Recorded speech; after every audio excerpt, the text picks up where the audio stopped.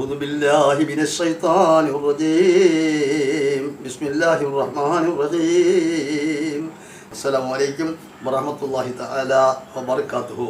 ഈ വീഡിയോയിലൂടെ പറയാൻ ഉദ്ദേശിക്കുന്നത് പ്രധാനമായ ഒരു ഭാഗങ്ങളാണ്.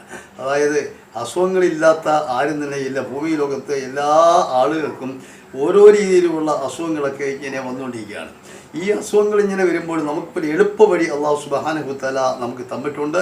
ആ എളുപ്പവഴി നമ്മളങ്ങ് ചെയ്തു കഴിഞ്ഞാൽ നമ്മുടെ അസുഖങ്ങൾക്കെല്ലാം അല്ലാഹു സുബ്ഹാനഹു വ തആല മാറ്റം വരുത്തുകയും ആ അസുഖങ്ങൾ ഇങ്ങനെ ക്രമേണ ഇങ്ങനെ കുറയുകയും ചുരുക്കി പറഞ്ഞാൽ ഈ അസുഖങ്ങൾ പിന്നെ മാറിത്തരികയും ചെയ്യുന്നതാണ്.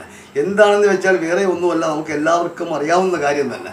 അപ്പോൾ അതോടൊപ്പം നിങ്ങൾ വല്ല ഡോക്ടറും എല്ലാം കണ്ട് അദ്ദേഹം മരുന്ന് തരുന്നെങ്കിൽ ആ മരുന്നും കൂടി കഴിക്കുന്നതിൽ കുഴപ്പമില്ല. കാര്യം ആ മരുന്നിലൂടെ ആയിരിക്കും അല്ലാഹു സുബ്ഹാനഹു വ തആല നമുക്ക് ശിഫ തരുന്നത്.